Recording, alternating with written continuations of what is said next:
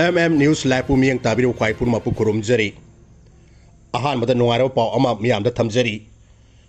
News Live Channel Asibu Nungsibiduna Tawaksang Yauna Yingduna Tabiriba viewersingi Mapamda Nuaro Pau Ama Channel Asigi Makai Pudo Luxury Madudi Ngasidagi Hauraga Haibadi Ngasi Tarik July Gitara Nipan Asidi Hauraga Matang Lakadra Agaski date 10 Pawagi Manungda Nungsiraba viewersingna share Tobiduna Pau Asibu 20k views Yoba Tarbadi share Tobiriba Singidamak Channel Asigi Makai Digi Nusi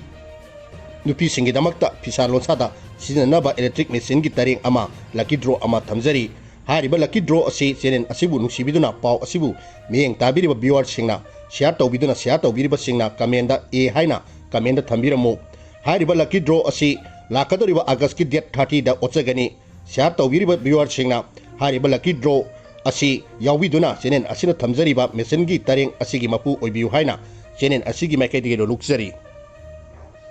makha tarakpada pau bijari Mathangi World Cup talibak Bumari South Yahangani Hari Business Sumlabadi Indian football team Soidana qualify Oigani Tajai Padrasari Oinam Bembm Manipurgi football Saroi Sing Asi Yamna potential lay Amadi Malingaming Leraba football tournament Kar Saru Yaba Pangli Masigi Matata Kariguma Mathangi Lakadi World Cup talibak Bumari Saru Yahanaba Yai Haina Tazan Ribana Maram Orega Indiagi football team Soidana qualify Oibangangani Tajai Haina Druga of Indiagi football Haina Kangnariba Padrasari Amad Arjun Ewadi Oinam Bembm Pongdokre Pauchi Asigi Oinam Bembm Kanaba Unadra Sanaki Waidamahan High Indiagi team Semba Matamda Manipur Sanoi Sing Masing Yamna Yawangame Senior Junior Traga under 17 gi team Semba Matam Jusa Yankai Manipur Digi Oi Manipur gi Sanoi Sing Aduki Matik potential lay Honabakali Indian World Cup ta qualify Oibangam Jiba Si Manipur gi Sanoi Singna Haitabagi Nate Team Owak Oivanina Sanoi Sing Marta coordination Padra Laiba Matau Tai Maramaduna team gi Sanoi Sing Kanma Matamda Yamna section ba Matau Tari Among the Manipur Sanoi Singi Awat Natraga Aswan Bahari di physical structure Asini Hubon Hariba Masana Asidi body contact game Oibanina Pangan Kanba Matok Tai Mapanam gi Sanoi Singi Yengaruba Ekogi Sanoi Sing Asi Wang Bowali Masi Ekogi Kudung Sada Amani Masigi Matakta exposure match Yamna Toina Sanama Matok Tai Aduba Ekogi Oinade exposure match Asi Masing Yamna Wali Maduna Maram Orga Asoba match Natraga tournament Saru Yarpada Wana Tol Ibani Mahana Hai Nupagi Oinadi I League Natraga Indian Super League Nasingba Soba Tournament Sing Tauri Aduba Nupi Oinadi Indian Women's League Taure Indian Women League Taurubasu team Watpa Amadi Budget da Yeng-u Yamna Hantabana Maram Orga Nupi Sanori Singdi Kudung Sada Kaya Mayong Nari Leba Asigi Oinasu Hoji Apaba Coast Kaya Takpi Tambiduna Nupa Amadi Nupi Sanori Sing Kan Train Tauri Maram Asina World Cup ta qualify Oibigi Changsu Wanglakli Manipur Sanoi Sing Yauna Atopa State Singdagi Lakpa Sanoi Singa Kanna Honabadi Soidanamaki qualify Oibangangani Haiki Mahana Makatana Hai Hogolak Liba Sanoi Singa Sanaba Matamda Taxikasi Laina Sanagadabani Nunana Larik Amadi Sanaba Animak balance Tauna Honagadabani Adu Sanabaga Larik Tambaga Anigasi balance Tauba Haibasi Araba Tabnate Adu Larik Tamdabasu Yade Maramdi Sanaba Haibasi Ekoi Iset Manung Katata Sanagadam Nate Atopa Lam Kya Salakani Mapan Lamgi Coaching Takpi Tambibu Yorkani Maram Aduna Lon Kangdab Suyade Masigi Matakta Sanabagi Pinda Salapa Matamda Psychology Tias Yamna Toina Tawi Hariba Sing Asi Larik Mayak Chatrabadi Sanaraba Sumukung Paba Ngamdabagi Film the Lakani Mahak Masagi Oinasu Yamna Wana Honaduna Be Pawadi Loibangamki Matamdu Mahaki Apopona Larik the Tawa Yaudi Haina Saikibi Mayam Dugi Kana Bahukita Kangai Maranduna Sanori Singna Sanabagi Kirea the Mai Pang Sanction Bagalona Academy performance in Tina Lainaba Honabagi Tangai Padabale Sanori Singna Toina Tingnaba Awaba Haragadi State represent of Wamatam the Sen like the Bagi Awaba train reservation Pangdabagi Awaba Kaya Tingnari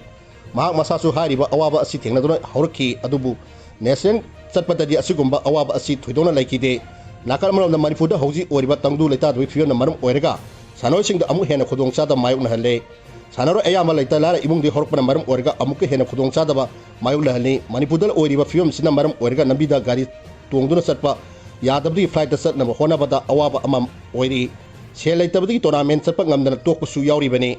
National Gumba Sapatadina Taga tournament Kradadi Legana Reinvestment to Bibasuyawi Adu reinvestment to Bibaki Mahuta Sanor Singa Hana Satringa Financial Assistant PB Regati Sanor Sing the Kara Makai Sapangani Manifuda Hosi Sanor Sing the Pangliba facility Haragadi National Games Yaudunam Sat Purpangam Labadi Nengaki Tabaki Pangi Hanaga Yenuru the Manifu Nanganasu Sanor Sing the Kudong Sabakara Makaidi Piri Maram Aduna Namdasiki Sanoi Sinakana Honorable Soidana Mai Papa Ngangani Amanomda sanoisina thawai yauna sanarabasu mama mapa oibasina angangsing kupnai yengsinbidabadi asoiba kaya lakpa yai masasingna haiba khudimak mama mapa oibasingna yagadab nate adubu balance tawduna sanabagi lamda tangsilakliba sanoising adu yamdabada sahi 37 suba pawadi mama mapa singna senaba mathau tai haina Oinam Bembm makha tana phongdokki panba yabdi Durga of the India Phuvon haina mingthon pikraba Oinam Bembm da haukiba ingkumjani singani kunda padarsi piduna kai khumnaba utki ingkumjani singani ga trate da maha arjuna awadi oiki aduga ingkumjani singani ga ama amasung ingkumjani singani ga tarahumdoi da AIAM Women Player of the Year gi title silowangam ke Islam ko win sikpu FIFA World Cup ki final gi referee oina appoint tawkhre Argentina amasung Spain nomajing numita sanagadriba FIFA World Cup final gi referee oina Slovenian gi Islam ko bisikpu appoint tawkhre ngarang numidang athengda FIFA na Islam ko bu final match referee oina appoint tawkibani World Cup the referee sing Argentina gi maikai da leptana thabak tawi haina maikai kayana FIFA bu criticize tawdun lakli football masana da maming lerba Argentina gi Lionel Messi na Anjera gi sanaroi amada red card phawbok chaba yaba sathiba makhangi phone tawkrabasu referee na khangchina da laiki haina maikai kaya digi maran sirakli nona Egypt amasung South Africa gi coach sing nasu nakan namatigi oiba miyeng da referee na thabak tawi haina charge tawdun lakli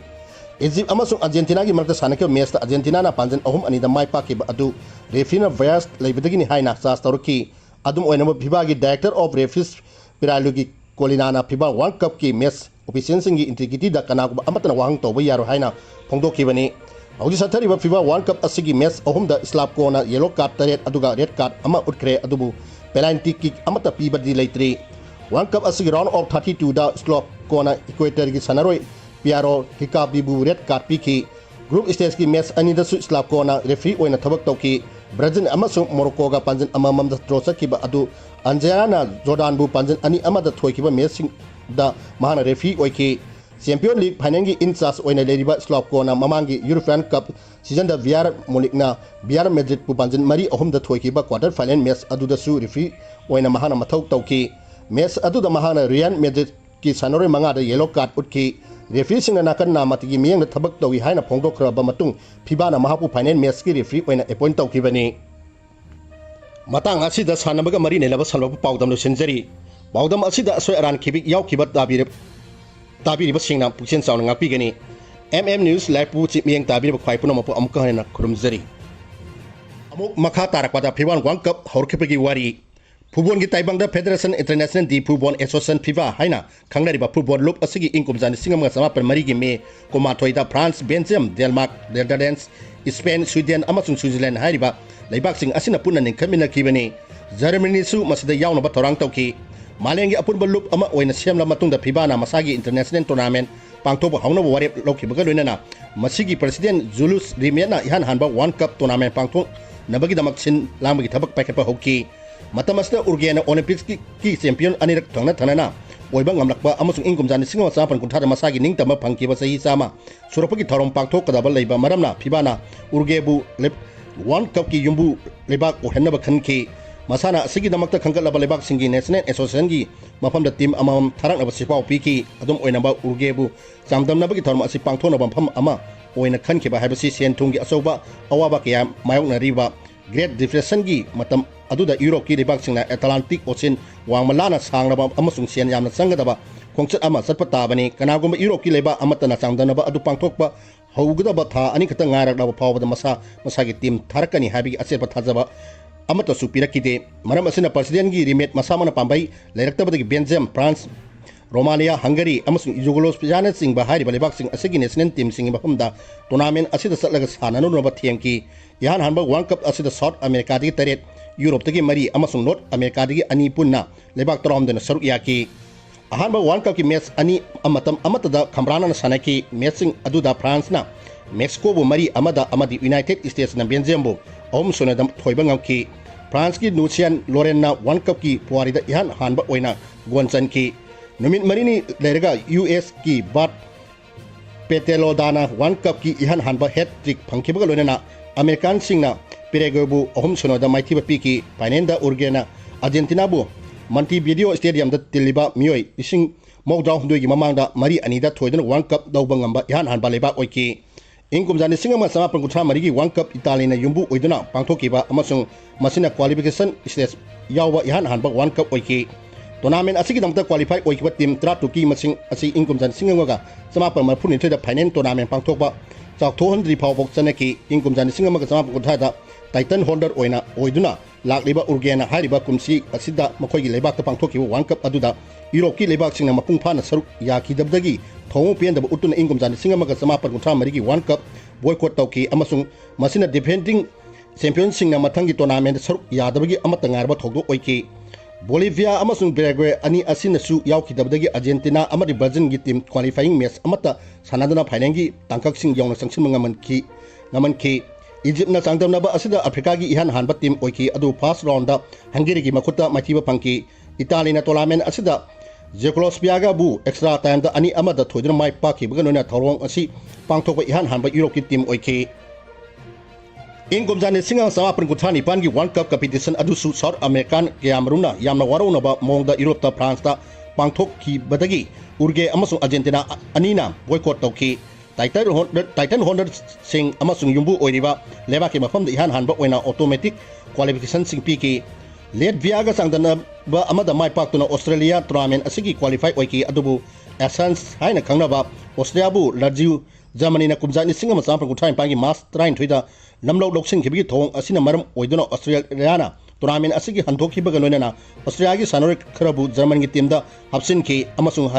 hariba team asi Switzerland dana na first round da machiba piki Australia gi mahut sinaba England da khanba da yarakhi de wafam asina maram oiduna financing da leibak tranga na chamdana ki France na yubu oiki adubu finance da Italy na Hungary bu mari ani da machiba pidun masagi titan mahan khidabaga loinana yumbu oriba leba amana ihan hana Oinam jangdanaba asida mai pakpangam kide Poland gi striker Iles William Oskana World Cup ki game amada gon mari sanba ihan hanba sanore oiki game aduda Poland na Brazil gi makhota taruk manga da maithi ki maki record adu ngasi matungda atai sanore singnasu manarki adu bukumja singama sapan mawda mari World Cup phawda sahi yankhai taru sumna kanana su thukai bangam kide masigi makha tarakpa pawdam hayang amu pudun lakchage FIBA World Cup Thailand da Donald Trump saruk yargani Argentina amasung Spain gi makta sanagador FIBA World Cup isingani kuntor ki final match US President Donald Trump saruk yagani haina White House ki press secretary Caroline David na phongdokre final match asi New York ta leiban Jersey Stadium da sanagani mamang sahida CNC amasung Paris State Saint Germain gi marakta sanake FIBA World Cup ki final match ta President Donald Trump saruk yaduna Premier League club sing da trophy kusinaki final match asi aranba yaudna pangthok ba US ki president na pandam thamdi hairi MM News Live Pumiyang Tabri Khwai Puno Mapo Amukha na Kurumjari